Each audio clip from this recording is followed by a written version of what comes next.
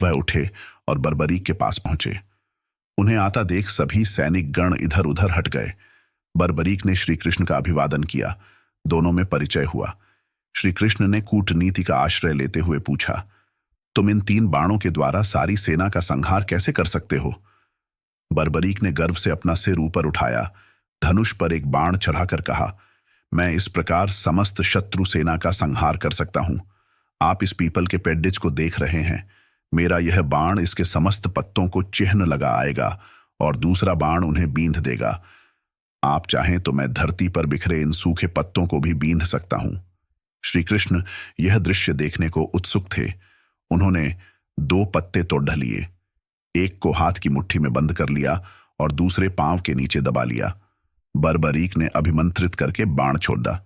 सभी ने देखा कि पेड्डेच और धरती का प्रत्येक पत्ता चिन्हित था। श्री कृष्ण ने मुट्ठी खोली तो हाथ का पत्ता भी चिन्हित था और पांव के नीचे का पत्ता भी।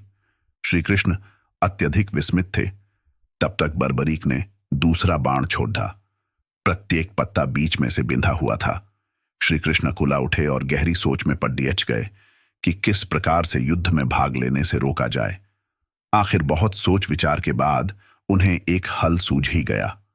प्रातःकाल वह उठे और याचक का रूप बर्बरीक के पास पहुंचे। वह संध्या वंदन कर रहे थे। संध्या वंदन के उपरांत बर्बरीक ने याचक से कहा, आज्ञा करो ब्राह्मण देवता, क्या इच्छा है? कुछ दान पाने की इच्छा है महाराज। ब्राह्मण रूपधारी श्री कृष्ण ने कहा, यहां तो मेरे पास विशेष धन नहीं है, परदेश में हूं। ये बहुमूल्य वस्त्राभूषण हैं, इनकी इच्छा हो तो कहो। मेरे पास में जो कुछ भी होगा वह मैं तुम्हें दान में अवश्य दूंगा। वस्तु तो वही मांगूंगा जो आपके वश में है। तब मुझे कोई इनकार नहीं, चाहे तुम मेरे प्राण मांग लो। प्राण? इतना दम्भ अच्छा नहीं है महाबली, कह तो दिया।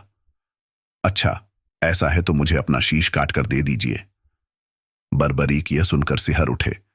इतना कठोर दान भी कहीं मांगा जा सकता है? उन्होंने क्रोध को दबाकर कहा, मुझे विश्वास ही नहीं होता कि तुम ब्राह्मण याचक हो। तुमने दान प्रथा को कलंकित किया है। तुम अवश्य ही कोई कूटनीति हो। जो वचन मैंने दिया है उसे मैं अवश्य पूरा करूंगा, किंतु अब तुम यह बता दो कि वास्तव में तुम हो कौन? श्री कृष्ण ने अपना रूप बदलते हुए कहा, मैं श्री कृष्ण हूं बर्बरीक। मैं नहीं चाहता कि तुम इस महायुद्ध में भाग लो और तुम्हारे कारण दोनों पक्षों को विनाश हो जाए। मैं अपने वचन को पूरा करूंगा, परंतु मेरी इच्छा मेरे साथ ही मिट जाएगी। निसंकोच कहो, तुम्हारी क्या इच्छा है? मैं इस महायुद्ध की अच्छी तरह देखना चाहता हूं। सृष्टि के सभी महारथी इसमें सम्मिलित हुए हैं। मैं देखना चाहता हूं कि कौन कितना बली है। तुम्हारी यह इच्छा अवश्य पूरी होगी। आगे क्या होगा देखना ना भूलें।